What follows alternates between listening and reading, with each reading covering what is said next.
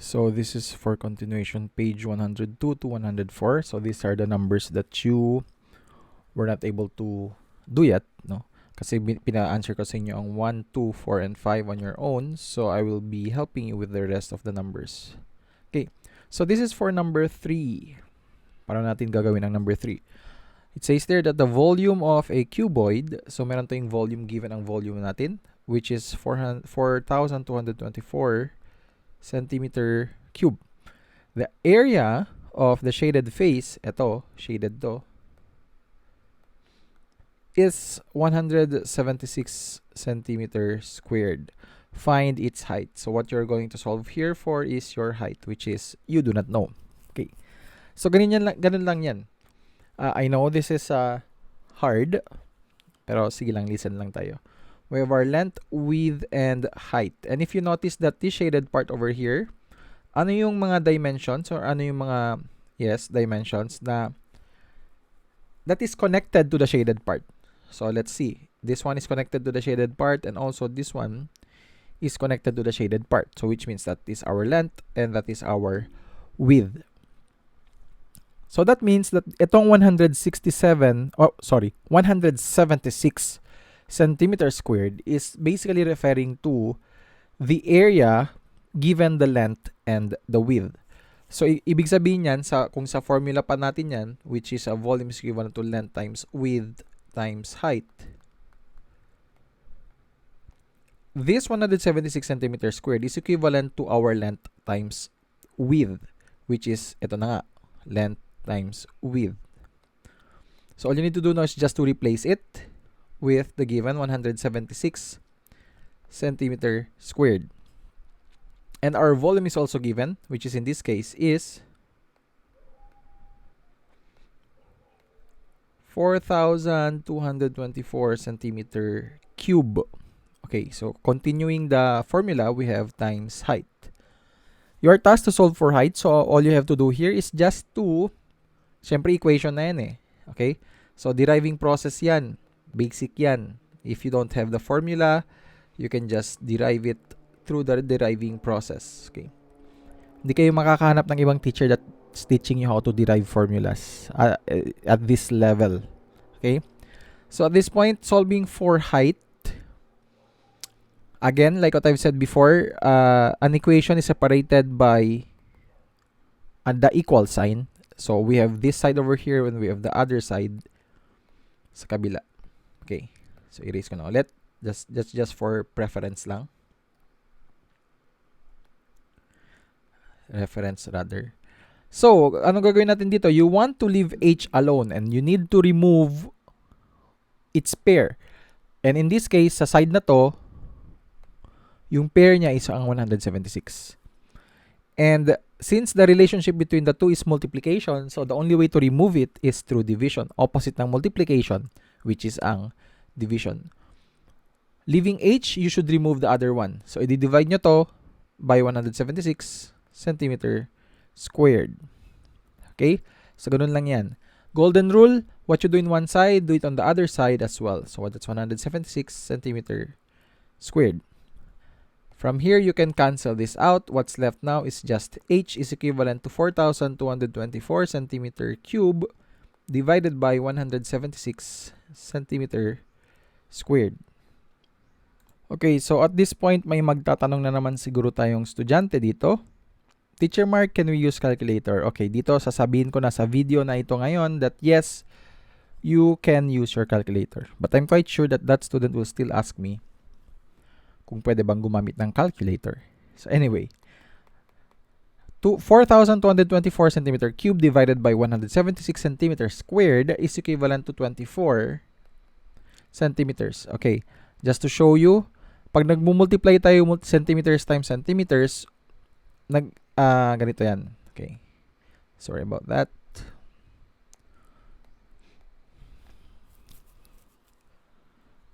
Exponential law yan natin. So, we have centimeters multiplied to centimeters. May mga invisible units kasi sila of 1. So, their exponents are being added. So, cm times cm is equivalent to cm squared. If there is centimeter squared multiplied to a centimeter, in which may invisible unit nga yan. So then again, their exponents are being added up. So 2 plus 1 will give us centimeter cube. Ngayon naman sa pag-divide, these exponents get subtracted. So ibig sabihin, kapag meron tayong centimeter raised to the 4th power divided by centimeter squared, the answer will become centimeter 4 minus 2 is 2. Kanina kasi nagpa-plus tayo eh. 1 plus 1, 2. 2 plus 1, 3. Ngayon naman, nagma-minus tayo. 4 minus 2 is 2.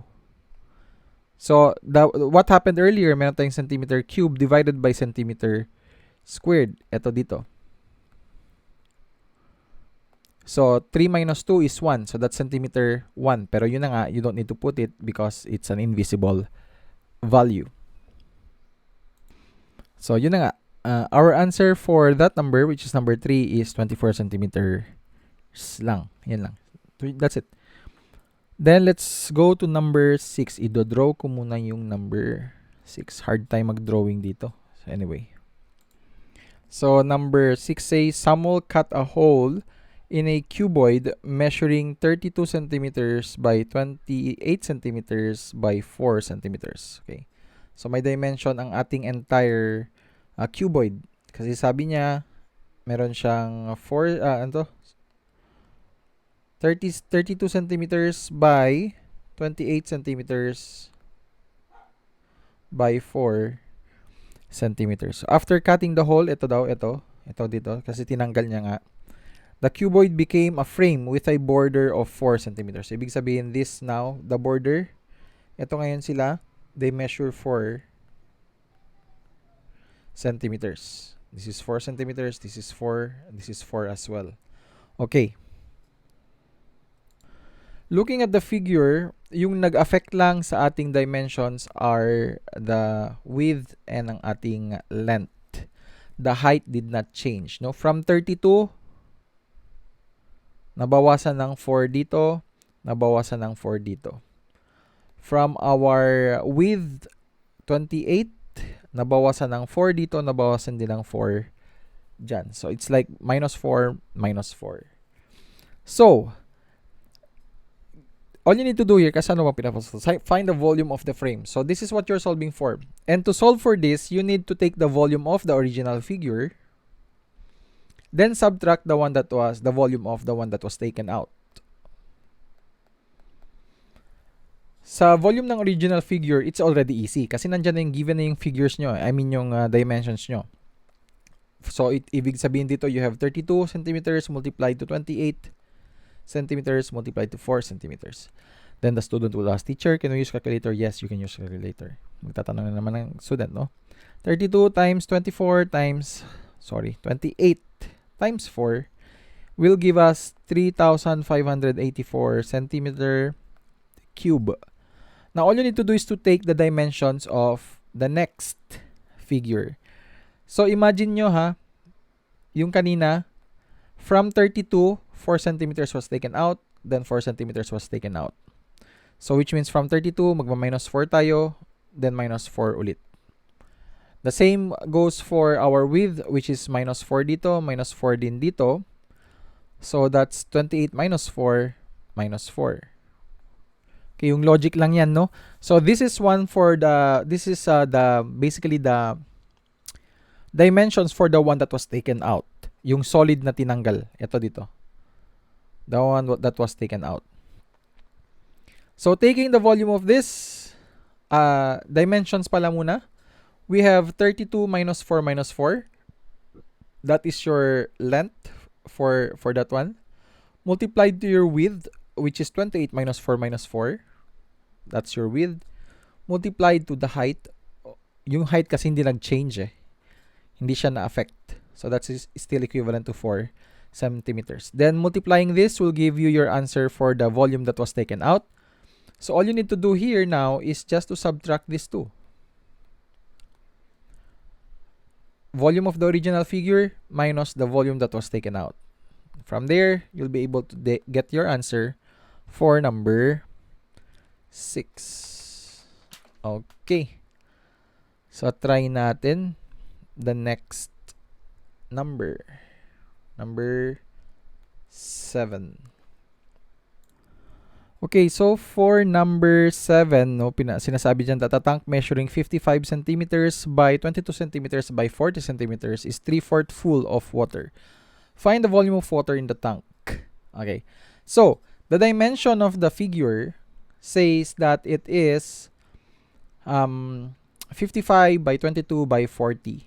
So standard yan. When something is mentioned 55 by 22 by 40, it's by standard that it basically means length, width, and height.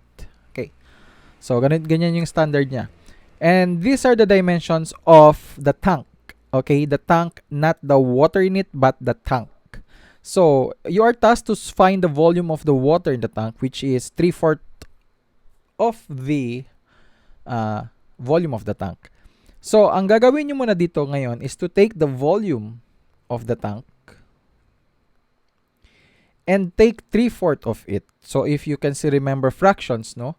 When taking a fraction of a certain number, so that's 3/4 of, in this case, what we're talking about is the volume of the tank.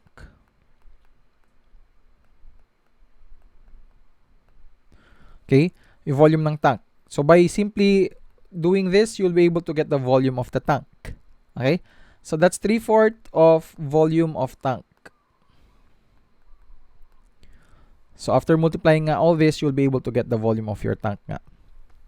Sa multiplication, sa mathematics pala, of basically means what? Multiplication. Sinabi ko na kanina kasi ang tanga-tanga ko, di ba? So, anyway, we now have 3/4 multiplied to the volume of the tank. So this is basically how you get the idea of it, no? So, solving for a fraction of any number yan, ha? Hindi lang for volume yan. For any number yan, taking the fraction of a certain value. Grade 5 lesson pa yan, kung tutusin. Okay. So that's 3/4 multiplied to the volume of the tank. So multiplying fractions, we have 3/4 multiplied to the volume of the tank. And since volume of a tank is a whole number, over 1 tayo. How do you multiply fractions? Straight lang. Ganun lang. Numerator to numerator, denominator to denominator. Then from here, you'll be able to get your answer. Then, since this means division, so all you need to do is just to divide them. Then that will be your answer for number 7. Okay? Sa number 8 naman, number 8 is just the same as number 7. Okay? I want you to think, please lang. I know 7 is already a little hard, pero I hope that I was able to explain it thoroughly or well that you'll be able to get your answer. Sa number 8 naman, you just need a little comprehension. Kailangan nyo lang intindihin. It says there that a regular vase measuring 15 centimeters by 12 by 50 is 1/5 filled with water. So with that given information, you'll be able to get the volume of the tank. No, meron kayong 15, 12, and 50. And of course, since you're solving for volume, multiplication yan. So there it says that it is 1/5 filled with water. That's 1/5 of the volume of the tank. Or in this case is the regular vase nga. So that's 1/5 multiplied to the volume of the tank. So same lang talaga kung titignan nyo. It's just that, understanding further, ang pinapahanap sa inyo dito is find the volume of water needed to fill the vase of its brim. Okay? So in other words, sa figure na to, meron tayong vase that looks like this. Then may tubig daw yan siya. So ito yung tubig na nandito ngayon. Yan. That is 1/5. What you're solving for is this one. The amount of water needed to fill the vase to its brim. So, di ba? You'll be able to get the volume of this one. Makukuha nyo yan. So, what do you need to do now to get the volume of this one? Little logic lang yan. Okay? Kasi ang mangyayari dito, Teacher Mark will be giving you the answer again. Okay. So, solving for this part, yan na nga, sinasabi ko. What you need here is to take the volume of the tank and minus the volume of the tank where it is only 1/5 full. Okay? Because removing it, that's the amount of water that you need to fill. Okay? So, ganun lang yung basic niyan for number 8. Okay. Last number, number 9. Ito, medyo mahirap to. Not actually mahirap, pero pwede na. Hindi ko na ipopost yung recording ko para makita nyo.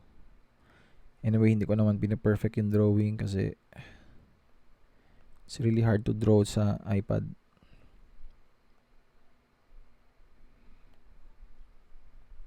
Okay, so meron tayo nito. It's this water over here.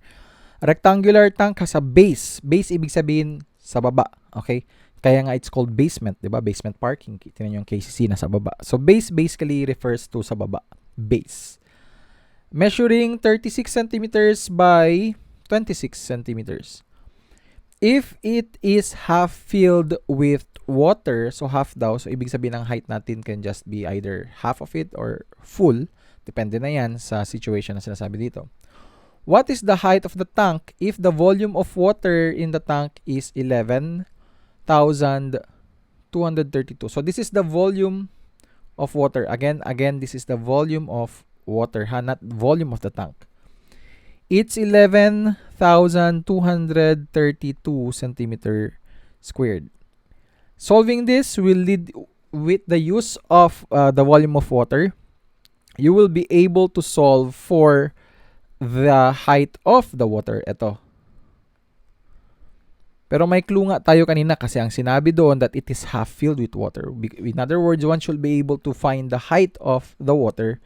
You just need to double it and that will give you the height of the tank. Okay? So, paano natin isosolve ito? Again, you have your length. You have your width. You have your volume, volume of your water. And you have the height of the water. Okay, these are two different things. Kung sasabihin nyo volume of the tank, volume of the water, kasi nga they are not the same at this point. Unless the water is filled to the brim of the container. Okay. What you're solving for, ano ang hindi given dito ang height nyo? So we have our formula again. Volume is equivalent to length times width times height. So we are now referring to the water.